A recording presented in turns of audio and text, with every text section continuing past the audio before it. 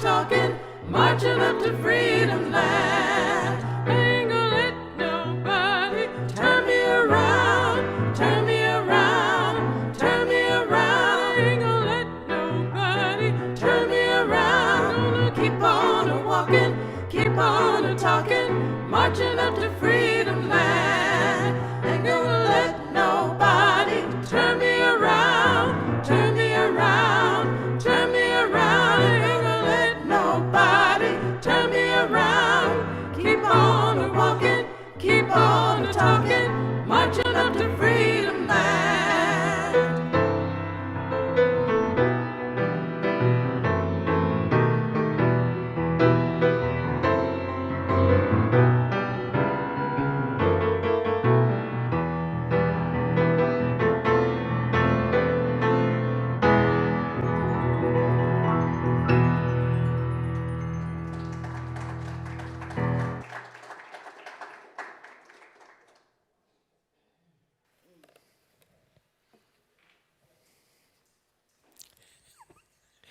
Good morning, Heart and Soul. So last week, I was in South Carolina for our Centers for Spiritual Living convention. And so I bring you greetings from Charleston, South Carolina. And I just want to say what a good time. And I haven't always, just full disclosure, I haven't always had a good time. This time was very, very different. Centers for Spiritual Living is clearly moving through to a greater realization and a way of practicing what we absolutely believe in terms of diversity and inclusion and finding the space for all. Truly wonderful time. You know, because we announced it here a number of times consistently, that our dear brother, Dr. Sean Ginwright, was the keynote speaker. And so that, by the time he spoke, a consciousness and experience had already been set. And I just have to say, it took my breath away. Kind of blew the top of my head off, frankly. It was so well done, so inclusive. There were those who, because I wrote the guides for February, there were certainly a number of people who appreciated the guides, and there were those who spoke to me about how difficult it was for them. And yet, they were willing, and yet they appreciated it. Now, I know that there were those who had difficulty and they didn't yet appreciate it. My prayer is that in due time, there will come a sense of appreciation for the truth that I endeavored to tell. So it was a very, very good time, and part of what was on the schedule also for the convention was an outing to the International African American Museum there in South Carolina, which is rather a new museum and so beautifully done. And so I had one little slide that represents, okay, so that's me and not Deb. at the at the museum, and then one of their shots. But it's beautifully done, and if you're there, I just encourage you to have the experience of the museum because they have done a beautiful, beautiful job of recording history, and so have we. When I returned, now of course, before I left, the muralist had already begun the work. Are y'all liking what you see? Yes. Yes. And so we're not quite done yet, but you can see that it's on its way. And once they are finished, since we got to have a celebration. We just have to celebrate. Yes. But I'm just grateful for that. And also, I want to give a shout out to our beautification and facilities team because every week this month, they have offered us a new altar. A new altar. And this is the final week of Black History Month. And so they're giving us science, I should say, and inventors. And well, check it out. Just be sure you check it out. Yes? Yes. And we also have, I am so joyful because Melanie DeMoore is with us once again. It's been way too long. Can I just say that out loud? Because that's what's on my heart, is it's been way too long, and my intention is that we never go this long again without seeing our beloved Melanie DeMoore. And so I leave you in her capable hands now.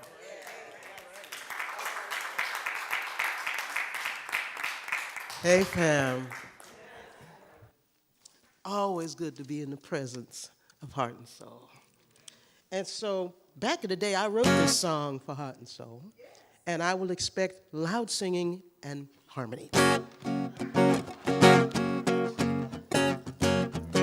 I'm gonna stand like Mother Moses stood and keep moving on. I'm gonna stand like Mother Moses stood and keep moving on. I'm gonna stand like Mother Moses stood and keep moving on.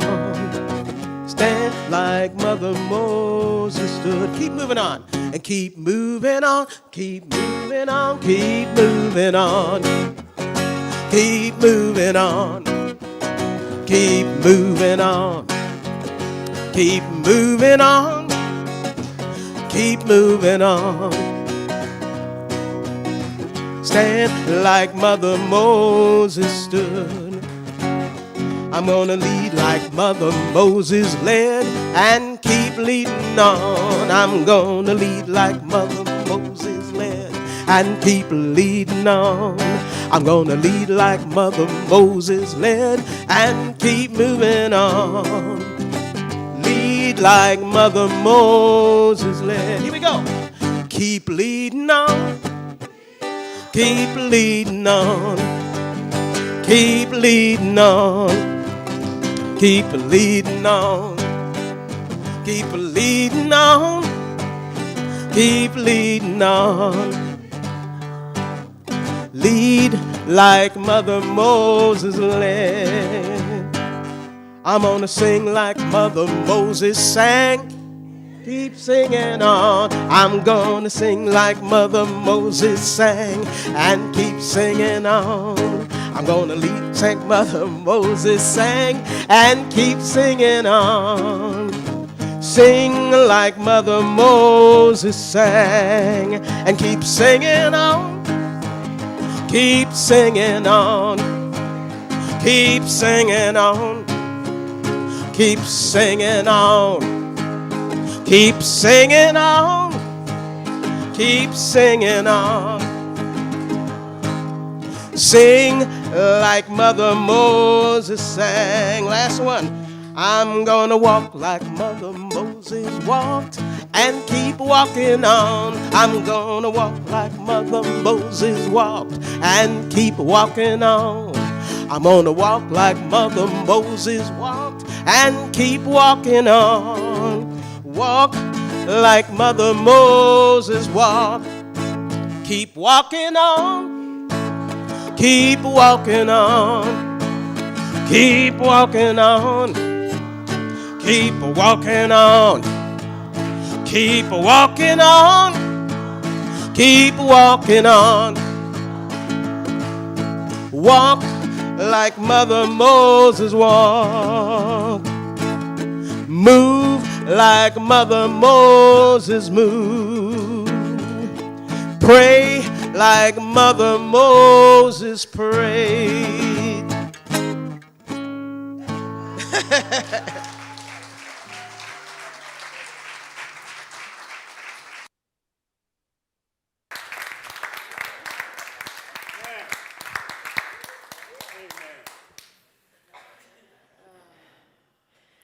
Thank you, Melanie. Thank you, thank you, thank you. Heart and Soul, one of the things that I have always loved about that song that Melanie wrote out of the way that we pay homage to Mother Harriet, is this notion of, I think you'd understand if I say it like this, that the world just do what it do. And there is that we must be about. So while the world is doing whatever it does, we're going to walk like Mother Moses walked. While the world is doing whatever it's up to, we're going to sing like Mother Moses sang. We're going to pray like she prayed. The world is doing what it does, however it is. So there's nothing about what we study and endeavor to practice that says that the world still won't have its machinations, that there won't be stuff going on, that there'll still be wars and rumors of wars. What it does is it changes how we see the world. It changes how we interact with the world, what we believe is happening, and what it means. Absent this philosophy and its teaching, we might have different conclusions about what's happening and about what it means to each of us.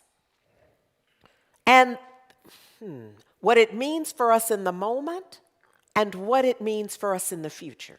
I'll give you just this simple example that for some, when a situation, a circumstance unfolds that is difficult, sometimes the response can be, it's always going to be like this, which is a very defeatist attitude, because it says that whatever that is that just happened within that 5-minute period or that 5-month period, or it might have been a 5-year period. But some of us have had enough birthdays where 5 years we just chuckle. You know what I mean? It's like the 5 year, I had so many 5-year periods at this point. But you see, when you're in it, if you don't know, if you don't understand how life got to be the way it is, it can appear to be complete devastation. Oh, let's just give it up right now. It's 4.5 years, it can't get better. I'm here to tell you that until it's over, it's not over. If you're still drawing breath, there's another opportunity. Somebody would say you can go another further. Amen. And what you're deciding, so look at here. See, right here is the first thought. The thought of let's say it's based on somebody's prediction, what somebody is saying. You know, some of us grew up at a time where in school folks would just announce, you ain't gonna be nothing. You know, if you couldn't get that bit of homework, that meant you were never going to be able to succeed. Lord, I'm hoping folks aren't acting this way now. But it used to be very, very common. If your mother had certain situation, circumstance, if your father had a certain situation, circumstance, it was clear that that's what you were going to have. You weren't going to have better than that. Even though there's not a one of us who doesn't already know that there are so many stories, so many testimonies of folks who came up in X and lived in Y. Yes, and we're not bound by X and the generational whatever it was. I was just talking to somebody who was celebrating in their own way about having surpassed whatever had been predicted for them and their family. And so it's important for us to see ourselves as empowered to pray and walk and move regardless of the circumstances. Now, we're not going to pretend like it isn't a circumstance, but what we're going to declare to the circumstance is you have no power over me. You're a circumstance, sure enough. But you do not, now look, wait, let me be clear. It could have power over you, depending upon what you do with it. So it's not like it can't have. It can if you give it away. And giving away your power is a lot easier than it sounds. It can be as simple as refusing to, pardon me, I was just distracted by the fact that the light hits, oh, okay. Ron, help me, please. I wasn't ready for it, fortunately, but it got my attention, so I thought I'd get ready. That this notion of something not having power over us is such a slippery slope, because what it requires is an active intention. The slippery slope, the more automatic, is to give way. To give way to what the landlord said. To give way to what the pundits say is going to happen or isn't going to happen. It's so easy to, I told y'all, do not go to, well, you do what you want to do. But I simply suggested, do not go up into the doctor's office by yourself. That's right. And it's because for some of us generationally, the little white coat and a stethoscope, that little combination, just immediately renders us powerless. Thank you. I was trying to figure out a word I could say on mic. And powerless works really well, really well. I've been there. Because if you have a little something, whatever it is, whoever you see first, you don't see them about that no more. They start making the referral. And depending upon what it is, they can refer you way out of your comfort zone. Y'all, so the referrals just keep going. And finally, you're sitting with somebody. Now, by the time you get to the chair, the knees are useless. Your little brain is spinning. Because you've already made up a story about whatever it is, yes? Now, this can be a medical situation, but sometimes go to the bank. Meet with the people about your credit. And it's no different. Don't go by yourself. Somebody has to be the one to take the notes and do the praying. Do you understand what I'm saying? Somebody, so you sit there because they think they're talking to you, but you really can just let them be like this. You've seen those cartoons that say, here's what a cat hears? And it's just, yeah, exactly. They don't know nothing about you, and you just all up in there trying to do. So you be like, they're the cat, or you the cat. You're the cat, and they're talking to you. But have somebody who's taking the notes, because you may have to do some research. You may have to get another 3 opinions about your credit, about your health, about the children at school. Oh, okay. Go on up into the principal's office about your children. Do you see what I'm saying? All of those are the same because they render us to this point of feeling powerless. Because whoever the principal is behind the desk and you're not. Or wherever the agency is that you're going to. Is this making sense? So there's something that we are responsible for individually, which is our own consciousness. What we are thinking and allowing to get through in any given moment. This is a challenging and yet relevant point during Black history. Because it's so easy with Black history because we're talking about the story. We're giving the testimonies. I am absolutely fascinated to the point of of just moving out of my own life and into just the recollection of how folks got over. The perseverance.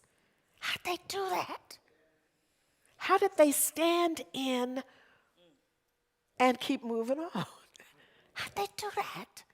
Mother Harriet, how'd y'all get up in the, for us, in our little queen beds and king beds and bedroom sets and bedroom suites and all the things, something happened and we can barely get up. I don't even want to get up. No, not today. I'm just going to stay in bed today. I'm like, Mother Harriet, how'd y'all get up? How'd y'all get up every day? Harriet Jacobs, how did you hide out for 7 years in a crawl space? How'd you do that? And sometimes I just say, give me some of that. When I'm getting ready to whine about something, come on, Harriet Jacobs, help me out with this. Because I know whatever I'm going through does not compare. And of course, I'm not encouraging you to compare situations and circumstances. I'm encouraging you to claim your power over the situation and circumstance. And I'm encouraging you to be familiar with history so you can see and hear and read about some folks who have done that. When every possible stimuli would say you're enslaved. And ain't nothing you can do about that. It'll be another 100 years before there'll be any change. And yet somebody got up and walked off. What? See, I need some of that. Don't we all? Don't we all need some of that? That even though the command is no, that within you there's a yes that is so strong that no doesn't stop you at all. Not at all. See, I don't think y'all understand because you like in your seats, what we got going on? I need this? Okay.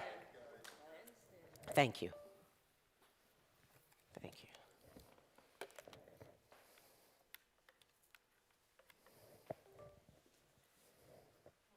All right, so look. Anytime I'm sharing, at least for me, when I'm sharing these stories, I have to sometimes remind myself I'm not really in it.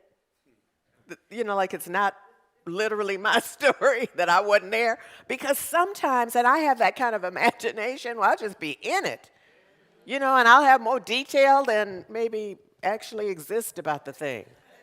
So look, I want to share with y'all a little bit in the guides that I wrote for February. I almost said Thanksgiving. And yes, for Thanksgiving, for February 25th and 26th, because it's a continuing, frankly, 27 is part of the story too, but I know I won't have time because I'm already so I won't have time for that. So where I want to start is on February 25th in the guide, I'm talking about Africa Town. I'm talking about Olawale Kosola and Africa Town. And Zora Neale Hurston really is the first person who told us about, who went to Africa Town and interviewed the folks there. And I'm trying to think of the name of the, with a B. Anyhow, so here's what Zora Neale Hurston wrote. She said, all these words from the cellar, but not one word from the soul.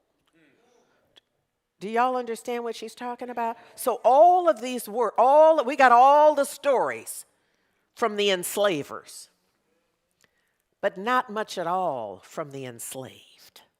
And that's what she's saying. She's saying the thoughts of the black ivory, the coin of Africa. And it's really important that we understand the value that African folks were to enslavers in these United States, frankly, Spain, which is, and Portugal, where, well, they kind of started the party in its own way.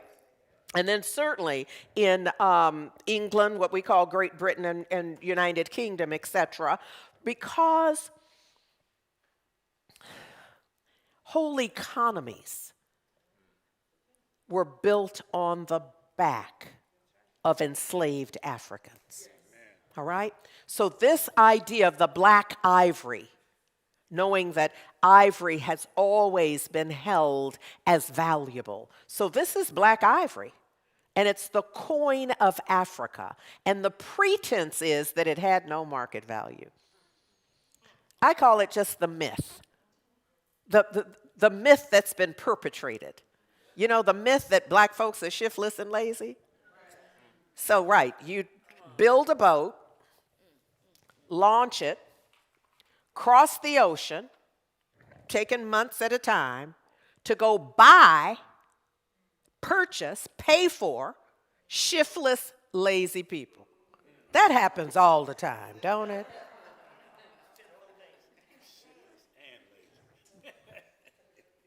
Likely or not. Not. Yeah? And then, so you've done that part, and then you got to get them back, as many as can make it back. And then the greater evidence is then you can put them on the auction block and write about the value of the same folks that the moment you can't do that, they're now shiftless and lazy. Oh, and then of course, the rest of the myth is then you begin to question cleanliness and all the things of the people who nursed the babies and fed the families. I'm just, okay, all right. All right, so she goes on to say, because this notion of no market value is just outrageous. But that's the implication, because you just have to keep the lie. I imagine it's, okay, let me stay here then. So, Africa's ambassadors to the New World have come and worked and died and left their spore, but no recorded thought. So she has come, and she's meeting with them, and she's recording, which is how we know as much as we know about this. So what she is talking about is Cujo Lewis, whose African name was Oluwale Kosola. Now, in these last days, after it was illegal to import enslaved people, to traffic in Africans, because in Black AF history, what you get is correcting the language. You know, we've been trained to call it, we've been trained to frame slavery in very neutral, non-offensive terms. But now, you know, there are so many campaigns about trafficking women and children, and we call it that for a reason. And you know, we've switched where we might have said that the child, whatever they did with the child, and now we call it abuse. You know, be it in the family or wherever it is. So there's something about getting the language right. So this was trafficking, if you will, trafficking in humans. So what happened here is the last known survivor, the last known slave ship to enter the U.S. was the Clotilda. And the man who, we're talking about Cujo Lewis, who was born around 1840. The interesting thing about these stories for the folks who were on those last ships is they got here about 5 years before slavery ended. So they still understood their own language. They still had their culture. Folks who were enslaved for hundreds of years, those generations, lost a lot of that. They lost the language. They lost any clear connection to the continent. But these last ships that came, those folks were only enslaved actively, formally enslaved. Now, I know enslavement continued under other names, but the formal enslavement only went on for another 5 years or so. So those folks, as you can imagine, they'd still know their name. They'd still know their birth name. They'd still have memories of the families and from whence they'd come. And this man is one of those, and he talked about from whence he had come. What I want to share with you, so this, if you'll go to the next one, please, because the plaque that is there says that he's the last known survivor of the last known slave ship to enter the United States. He's a native of the Yoruba tribe, which is now West African country of Benin, is how we would know it.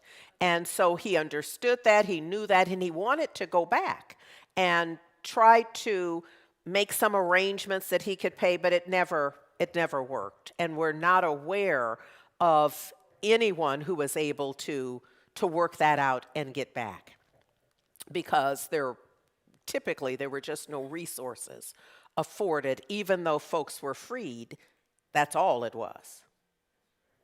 If it was even that. And I'm using freed in quotes, in italics, and invisible ink. Ernest Holmes says that real unity cannot exclude anything. And I want you to hold that in mind. So the other piece of this is how we got there, is that I'd already told you, pardon me, that the 1807 Act prohibited the importation. See how we language? The importation of slaves versus the trafficking in human life. So here we have Timothy Maher, who is a wealthy American human trafficker, slave trader, and businessman who built and owned the last known U.S. slave ship, the Clotilda. And who did this? I think PBS is where, frankly, I forget where I saw the documentary, but there is a documentary about the Clotilda and the folks in Africa Town. So I encourage you to take a look at that. So it is said that in 1859, while gambling, he made a bet of $1,000 with a wealthy friend that he could smuggle Africans as slaves into the U.S. despite that act. So what is believed is that what was going on at that time in 1859 is that there was another ship, there was a yacht, the Wanderer, who did the same thing that he's about to do, and they charged him. And so that's what's in the news, if you will. That's the word. That's what's going on, that this guy who had the Wanderer and had folks on, and I'm going to tell you about that in a bit, but I just want to establish this, that Maher is aware of that. And so he's emboldened. I say like I know him. And so he sets up the bet that he could get away with it. That guy got arrested, or was charged, I should say. So he employs the service of a captain, and on March 4th, 1860, the Clotilda, a ship that he built for the sole purpose of this voyage, sailed to Africa with a crew of 12. The ship arrived in what we call Benin now on May 15th, 1860, where Foster, the ship's captain, had the ship outfitted to carry Africans. Because going, it's a ship. Coming back, it's a trafficking vehicle. So they had taken the materials and they just had to have it worked on so that they could bring back these folks. So they purchased 110 human Africans for $100 each. I need somebody do the conversion for today, if you will. Convert $100 in 1860 for what it would be today. And research reveals that most of those folks were Yoruba people from the interior of present-day Nigeria. So he sailed back on this ship and arrived in Mississippi on July 9th, 1860. And the idea, they had to secret this, is what happened. So this had to be under cover of darkness. And so they pull the ship in under darkness and get the folks off, and then they dispose of the ship. So they sink it and burn it to hide the evidence. They sold some of the slaves and then kept some. He and his brother kept some. And then, so remember, that's 1860. So in 1865, what happens? Y'all better. Come on now. All right. So, thank you. Okay. So now it's essentially $3,700 for shiftless, lazy people. I'm just saying. Yes? Do you understand that? Sometimes it's important to monetize it, because otherwise you can catch yourself speaking about it in language that you would not use under any other situation. We've been trained well to live in this cesspool of a history. And there's a point at which, when we begin to change our language, we begin to frame it in a different way. Here's what's important to me, is that everything I'm saying should only change you in terms of your resolve to know better. This is not we're going to get upset about this and forget the point. Because I think historically there's been a lot of that, where you get it and you just rendered upset. The challenge with that is upset really does something to you. It renders you less empowered, less capable, less able to do what must be done and be your highest self. We can use our upset to just wear us out, so that we never get to a point where we are persevering, where we are moving on. Regardless of what's happening, to know that there is that within us that empowers us to move on. But it's important that you know what you're moving on from. See, it's a both and. I know many of us grew up with grew up a part of families where we were aware that the folks in our history, in our family history, who had been enslaved, refused to talk about it. And we can understand that it was so awful. The way you see it in the movies does not, come on now. It's not a movie situation. So what we have seen does not compare at all. So many things. So, look. Okay, so he brought it back to the enslaved people, and he did the maneuvering. But you see, you can't win the bet if you don't tell nobody. I'm just trying to keep it real, right? You can't have no bet and get the money unless somebody has to know. So if one person knows, 2, 3 people know, you know what that's like. They didn't play the game of telephone, and now the folks know. So I call it hiding in plain sight. Because the ship was burned. You can't burn a ship that don't smell nothing. I'm trying to make this plain. So the people knew. So, sure enough, they brought charges, but they couldn't convict him. We just don't know how that could be. But it just turns out that that's the way history records it. They just didn't have enough evidence. So look, May of 2021, some very specific information, because now we have ways of determining. Now they can find the wood from it and they can know definitively that it's that ship. And that's what they did with the Clotilda. However, remember I told you about the Wanderer? That's the one that kind of got his attention. He's like, I can do that, no any better.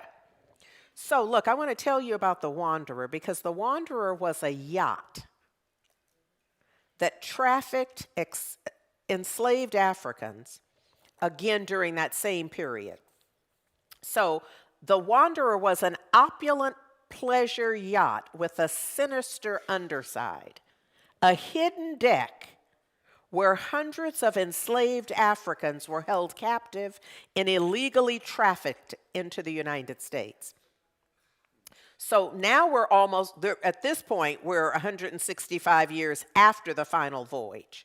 And now we're getting the information about the people who survived the transatlantic crossing and went on to live in the American South.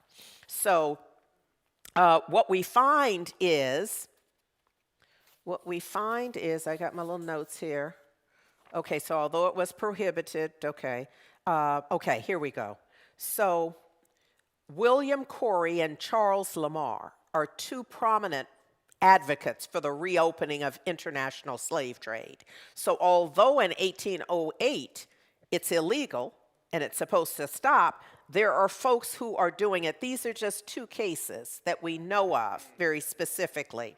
So he purchased a yacht in 1858, and even though, remember I told you 1808, so 50 years after it's illegal, he's determined, this is because he's wanting some shiftless, lazy workers.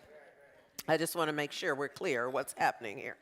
So had it retrofitted to hold captives, installing a hidden deck and a 15,000-gallon freshwater tank. In July of 1858, the ship left port while flying the pennant, the flag of the New York Yacht Club, where Corey was a member. The crew sailed to West Africa, to the west coast of Africa, where they purchased almost 500, where they trafficked 500 enslaved bodies. Most of them teenage boys, the most shiftless, lazy. Many of the enslaved people died on the 6-week voyage, but 400 made it to Georgia, where they were then sold in slave markets across the South. In 2018, this is what was reported about a survivor who was later known as Ward Lee, and he was freed 5 years, of course, after he got here, but remained stranded in a foreign country. So all of those folks who came over then were literally just stranded, like everybody else. And he penned a letter seeking help returning to Africa. And it read, "I am bound for my old home if God be with me." But he wasn't able. He never got the support and was not able to return home. His great-great-grandson, Michael Higgins, said that he became a skilled artisan, and he recalled his grandmother telling stories about her grandfather while holding a walking cane that he carved, a beautiful walking cane. And she said he always talked about how he had to keep the family together. And my sense is that that's how they walked on.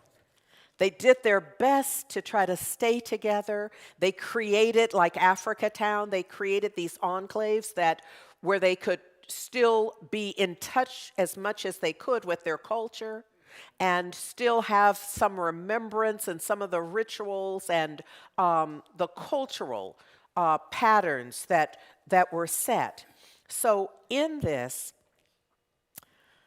one of the quotes I use is Theodore Dwight Weld, who was an abolitionist, who said, "Every person knows that slavery is a curse.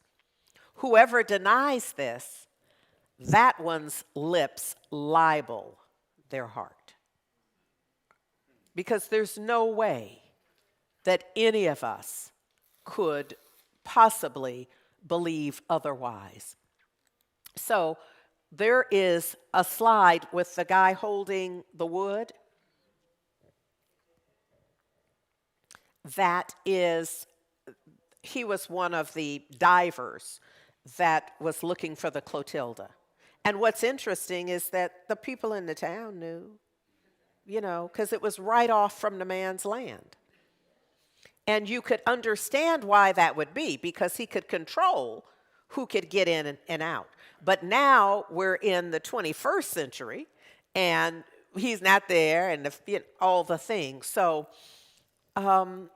we know, we're beginning to put together what we can know about those times and what can happen. I want to leave you with the words of Bayard Rustin, who I also wrote about on one of these days in here, who says that we are all one. And if we don't know it, we'll learn it the hard way.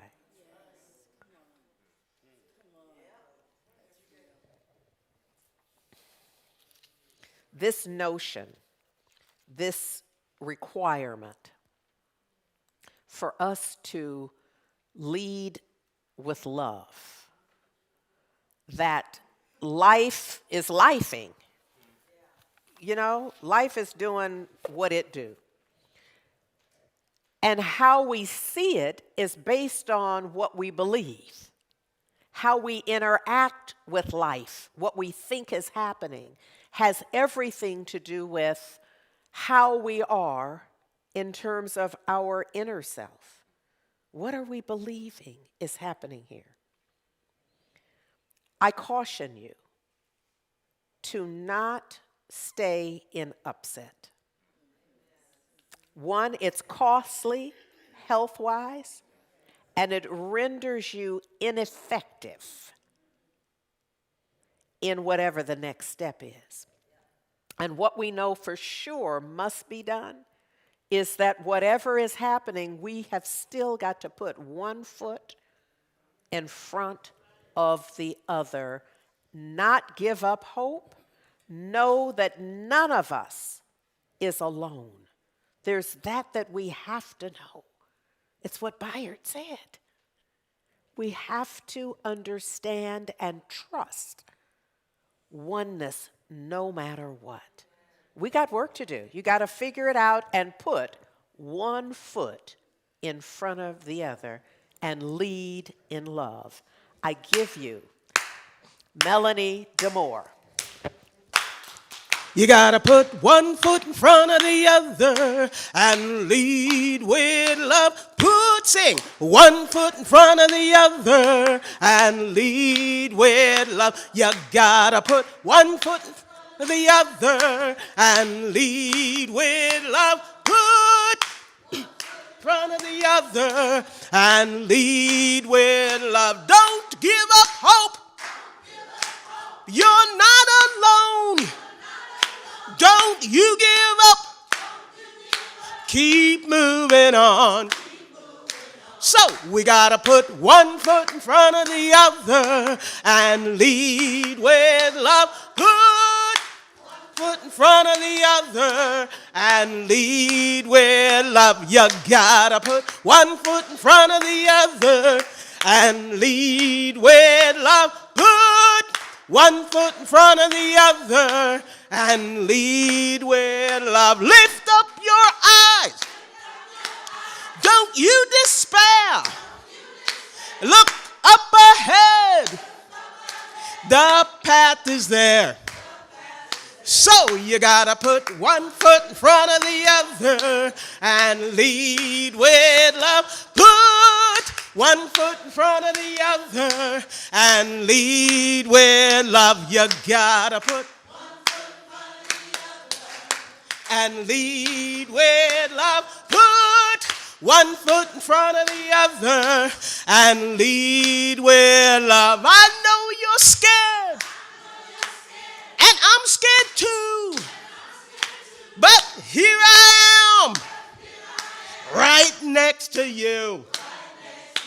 So we gotta put one foot in front of the other and lead with love. Put one foot in front of the other and lead with love. You gotta put one foot in front of the other and lead with love. Put one foot in front of the other and lead with love. And lead with and lead and lead and lead